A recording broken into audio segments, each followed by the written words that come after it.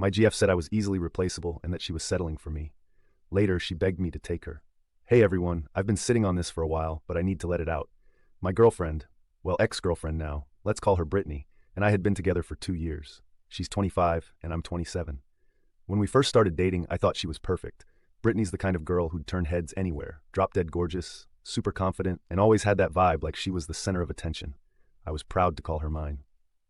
About a year ago, we decided to move in together. Well, technically, she moved into my house since I own it. Brittany's been finishing her degree and working part-time, so I've been the one paying all the bills, rent, utilities, groceries, even her car insurance. I didn't mind at first. I saw it as an investment in our future. I figured I was helping her out so she could focus on her studies, and we'd build a life together. For a while, it felt like a dream. Brittany was sweet, funny, and full of energy. She made me feel like the luckiest guy in the world. I was pulling long hours at work, but it didn't bother me. I loved coming home to her, and she always had this way of lighting up the room. Well, in the beginning, at least. The first 6 months of living together were great. We spent our weekends exploring new places, binge-watching shows, and just enjoying each other's company. But then, slowly, things started changing. Brittany became more distant. It wasn't super obvious at first, just little things, like how she'd stop waiting for me to eat dinner, or how she'd scroll on her phone instead of talking to me. Then she started going out more. She'd tell me she was meeting friends, and I didn't think much of it. I mean, she's allowed to have her own life, right? But it started becoming a regular thing. Weekends, weeknights, random evenings. I'd get home from work expecting to spend time with her, only to find an empty house. When she did come home, she was either on her phone or heading straight to bed. No, how was your day? No hugs, nothing. I tried to bring it up once.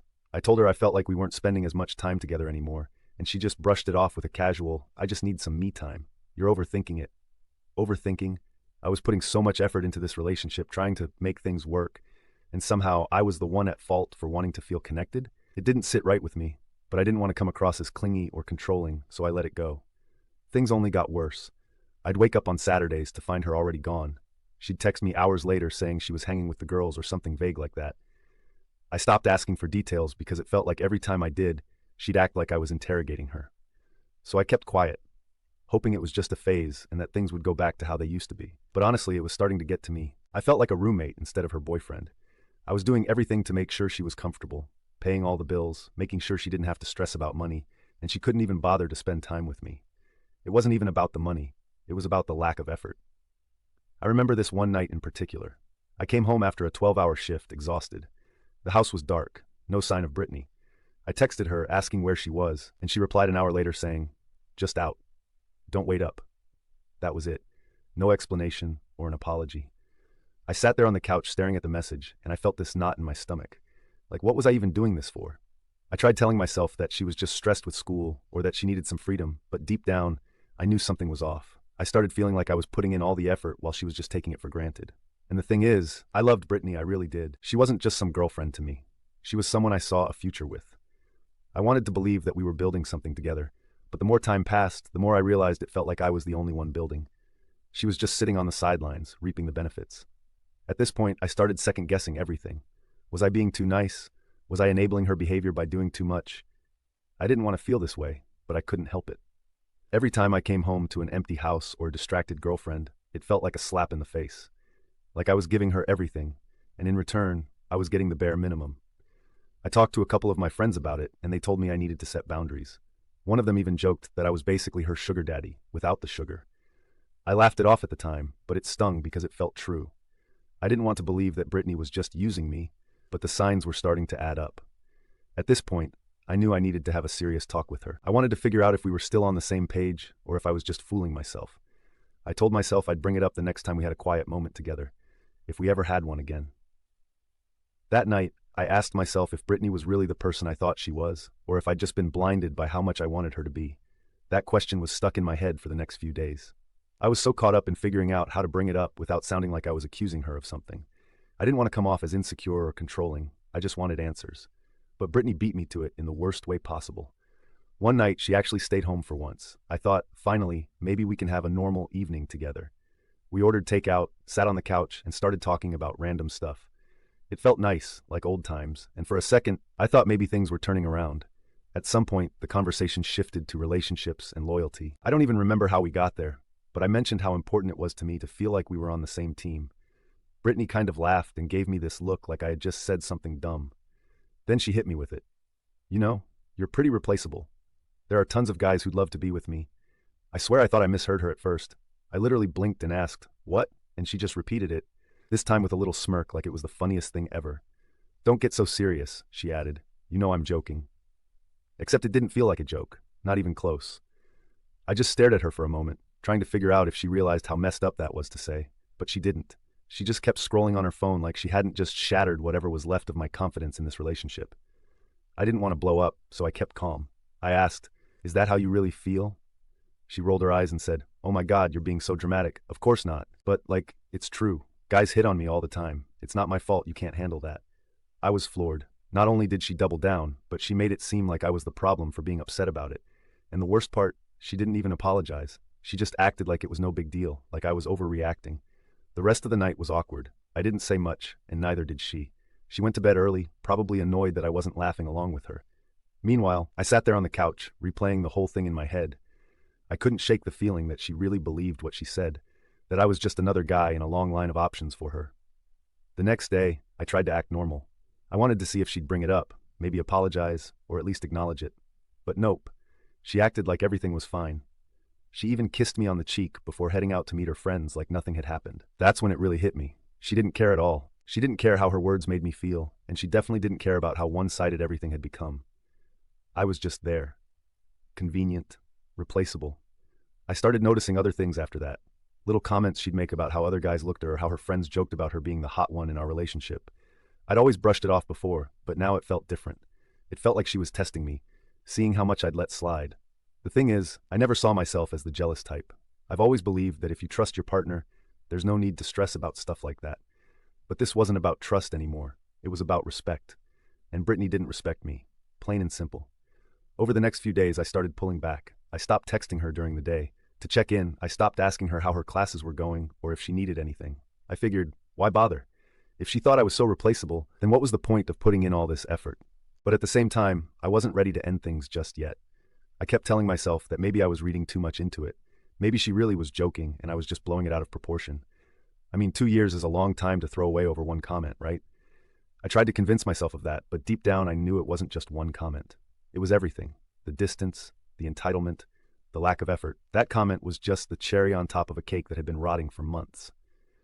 One night, I was sitting in the living room scrolling through my phone when Brittany walked in. She barely looked at me before heading straight to the bedroom. I called out to her. "Hey, do you have a minute? I want to talk." She groaned like I had just asked her to move a mountain. "What?" she said. I hesitated for a second, trying to find the right words. "Do you even want to be in this relationship anymore?" I asked. She looked at me like I'd grown a second head. What kind of question is that? Of course I do. Why wouldn't I? I wanted to say, because you think I'm disposable. But instead, I just nodded and said, "I don't know. I feel like we're not on the same page." She sighed and rolled her eyes. "You're overthinking again. Can we not do this right now? I'm tired." That was it. She didn't even care enough to have the conversation. I watched her walk into the bedroom and close the door, and I realized I couldn't keep doing this. Something had to change, and soon, because I couldn't keep pretending everything was fine when it clearly wasn't. But before I could even figure out how to deal with Brittany, life decided to deal with me first. A couple of days after our half-hearted conversation, I got a call from one of her friends. Let's call her Melissa. Now, Melissa and Brittany were close, not best friends, but definitely tight enough that her calling me abruptly was unexpected. I almost didn't answer because, let's be real, what could Melissa possibly have to say to me? I picked up anyway. "Hey, what's up?" I asked, trying to sound casual even though my stomach was already doing flips. Melissa didn't waste any time.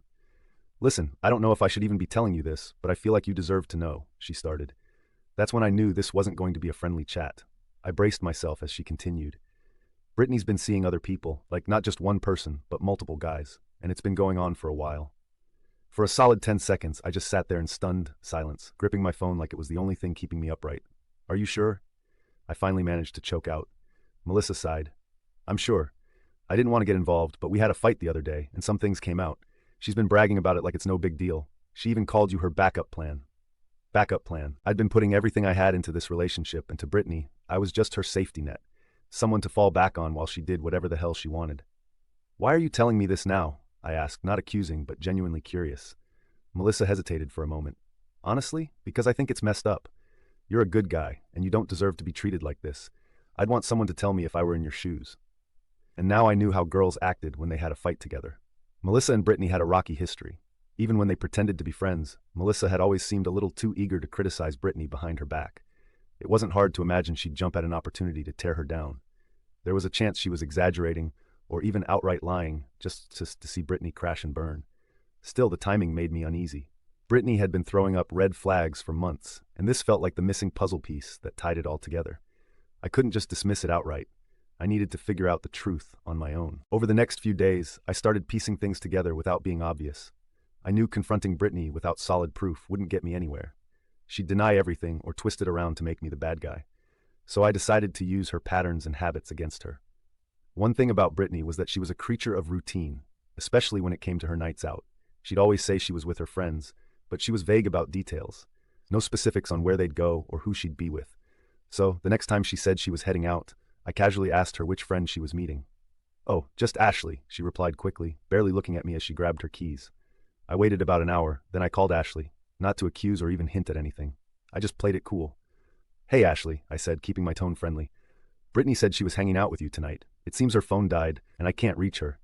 I just wanted to double check if you know what time she'll be home."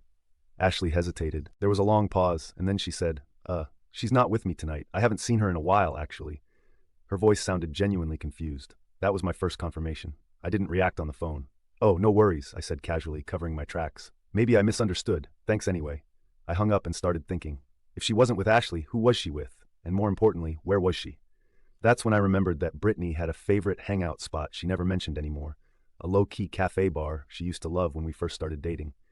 It was the kind of place where people went to have quiet conversations, not wild nights out. She hadn't brought it up in months, but I had a hunch it was still part of her routine. I drove over there, parking a few blocks away so she wouldn't spot my car. My heart was racing, though I tried to keep my thoughts in check.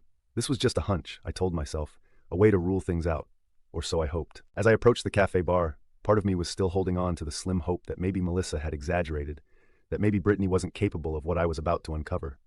Sure enough, there she was, sitting at a table by the window, but not alone. My stomach dropped. She was laughing and leaning in close to some guy I'd never seen before. The way her eyes lit up, the casual way she touched his arm, the way he leaned toward her, it was all too intimate. They weren't just friends. I could feel the weight of betrayal settle in my chest, heavy and cold. Everything I had tried to ignore, to rationalize, suddenly became impossible to deny. I didn't storm in or cause a scene, although I wanted to. But I stayed calm, even though my hands were shaking. As I pulled out my phone, I took a picture from the sidewalk, just enough to document what I needed without drawing attention. As I snapped the photo, all I could feel was anger, humiliation, and some sense of validation. All those doubts I'd been suppressing, all those red flags I'd tried to explain away, they were right there in front of me, staring back at me through the glass. She'd played me, plain and simple. Worse, she'd assumed I was too blind or too trusting to ever figure it out. But the truth was out now, and I wasn't about to let her get away with it. The next morning, I woke up with a strange sense of clarity. I wasn't even angry. Not at first. I was just done. There was no salvaging this, no fixing what had been broken. Brittany had made her choices, and now it was time for me to make mine, to show her which one of us was replaceable. I didn't waste any time. The moment I decided I was done, I got to work. First, I canceled the autopay for her car insurance. She had relied on me to handle it for months, but that ship had sailed. If she wanted the luxury of driving around town, she could figure out how to pay for it herself. Then I opened the fridge. It was stocked with the snacks she loved, specialty yogurts, her favorite drinks, the fancy cheese she insisted on but never finished. All of it, gone. I wasn't going to keep catering to someone who had been laughing behind my back while she enjoyed the comfort I provided. Next, I told her straight up that she needed to start covering her share of the utilities, water, electricity, internet, all of it. I wasn't running a free ride program anymore. She looked at me, confused when I brought it up, but I stayed calm. "You're an adult," I told her. "It's time you start acting like one." This wasn't about being petty. It was about drawing a line. I wasn't going to be her safety net anymore, and I wanted her to feel it. If she had been treating me like her backup plan this entire time, she was about to get a reality check. When Brittany noticed the changes, she didn't waste any time confronting me.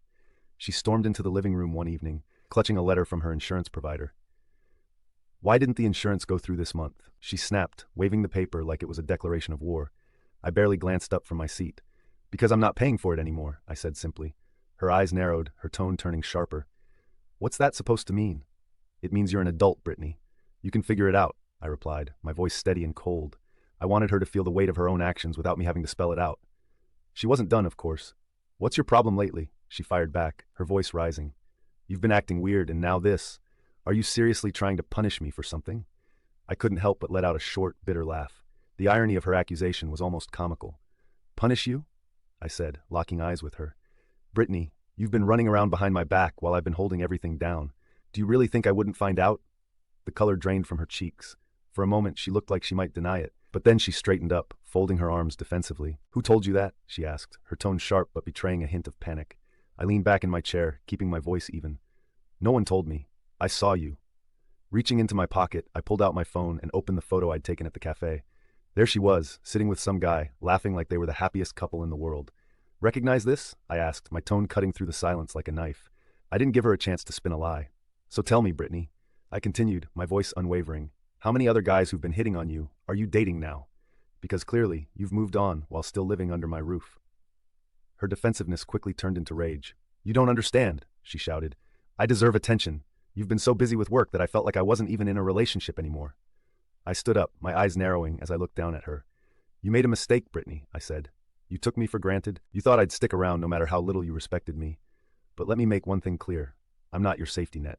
You lost that the moment you decided I was replaceable. She glared at me, her voice rising as she shouted. You're being dramatic. Every girl gets hit on. It doesn't mean anything. Maybe if you'd paid more attention to me, I wouldn't have felt the need to go out so much. Her words were like gasoline on a fire. Don't put this on me, I said coldly. You had a choice. You could have talked to me. Instead, you decided to cheat on me. That's on you, not me. Brittany's face crumpled, but I didn't let up. You wanted to know what my problem is? It's you, Brittany, and now I'm done. She started to speak, but I cut her off. Cut the crap. Pack your things and find somewhere else to stay. This isn't your home anymore. The words hung in the air for a moment, and I could see the wheels turning in her head. She was trying to figure out how to spin this, how to manipulate the situation in her favor, but for once, I wasn't giving her the chance. You can't just kick me out! Brittany cried, her voice shaking as tears streamed down her face. I don't have anywhere to go. Please don't do this. I'll fix things. I promise. I locked eyes with her as she stood there trembling. Brittany, I said, my tone steady, I've worked hard to build a stable life for us. Turns out you don't deserve it. Remember what you said? That there were plenty of guys who'd love to be with you? Well, maybe it's time you find one of them, because I'm done. Her tears turned into full-on sobbing as she dropped to her knees. I didn't mean it, she wailed, clutching at her chest. I wasn't thinking. I was just joking. Please don't throw me out. I'll change. I'll do anything. I shook my head, my voice unwavering. You made your choices, Brittany. You disrespected me, lied to me, and treated me like an option. Now you're dealing with the consequences of that. It's not my job to save you anymore. For a moment, I saw her desperation turn to anger. You'll regret this, she spat, rising shakily to her feet. You'll regret losing a girl like me. You'll never find anyone better. I couldn't help it. I laughed, a short, sharp laugh that made her flinch. Better than you, Brittany? You're replaceable. You've proven that. Goodbye. She stood there stunned, her mouth opening and closing like she wanted to say more, but no words came out. Finally, she grabbed her things and stormed out, slamming the door behind her. As the silence settled over the house, I felt no regret, no second-guessing, just relief. I wasn't going to let her guilt or arrogance hold me back any longer. In the days that followed, I felt a strange mix of emotions. How could I have let it get this far? How had I not seen the signs sooner? But of course, Brittany wasn't going to let things end quietly. Within days, I started hearing from mutual friends. Apparently, she'd been telling everyone that I was controlling and emotionally abusive. She claimed I had kicked her out for no reason and that I'd never let her have any freedom. I couldn't believe it.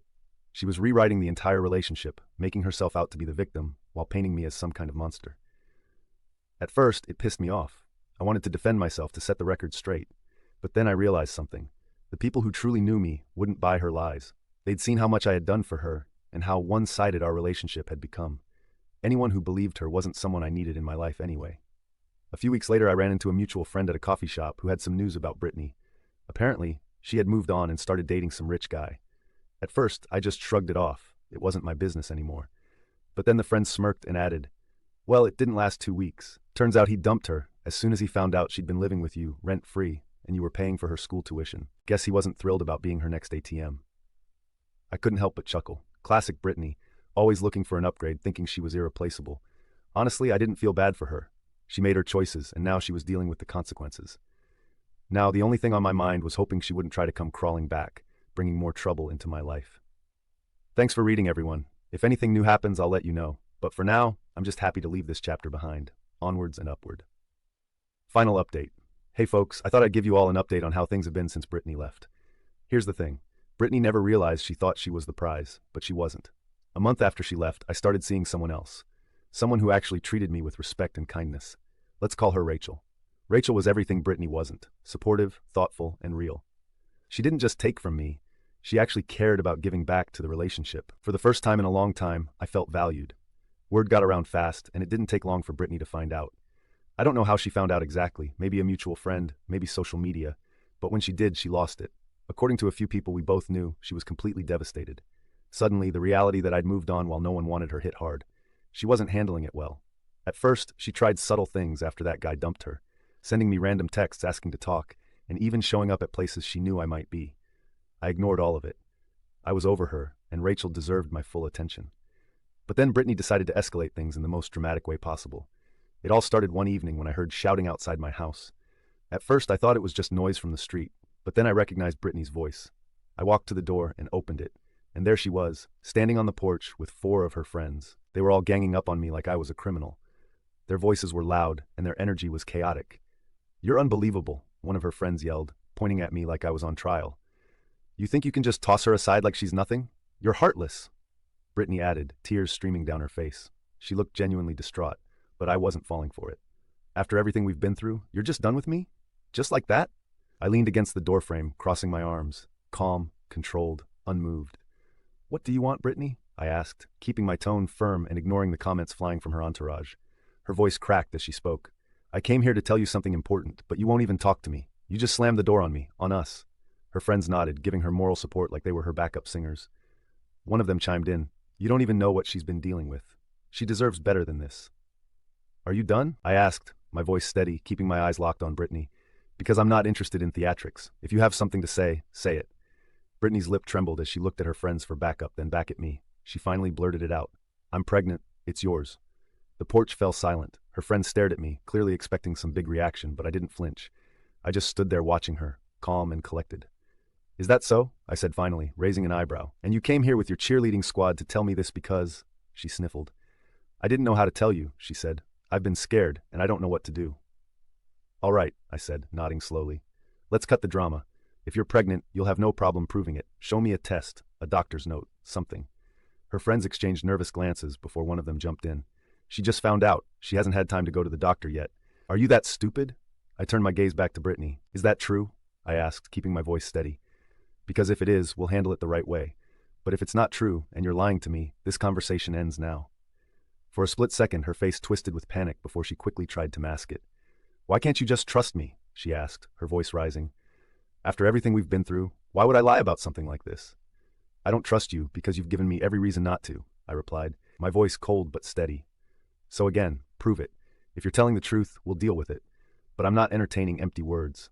Her friends started shouting again, throwing insults, but I tuned them out. My eyes stayed on Brittany, and it didn't take long for her to look away. That split second of hesitation told me everything I needed to know.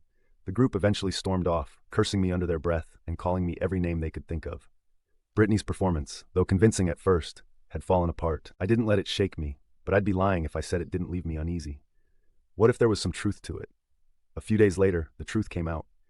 Melissa, the same person who had tipped me off about Brittany's behavior, reached out again. She assured me that Brittany wasn't pregnant and had made the whole thing up. Brittany had been spiraling since she found out I'd moved on, and the fake pregnancy was her last-ditch attempt to trap me into taking her back. Honestly, it wasn't shocking, just disgusting. I blocked Brittany on everything immediately. Whatever lies she was spreading or plans she had weren't my problem anymore. Meanwhile, I kept moving forward with Rachel, someone who actually valued me. Brittany thought she was irreplaceable, but she was the one who was easily replaced. As for her, she'd been couch surfing and had dropped out of school after her parents refused to support her. I didn't care anyway. She got what she deserved for taking everything she had for granted. And yeah, that's it for me now. Thanks for all your support and comments, guys. It really meant a lot. Take care.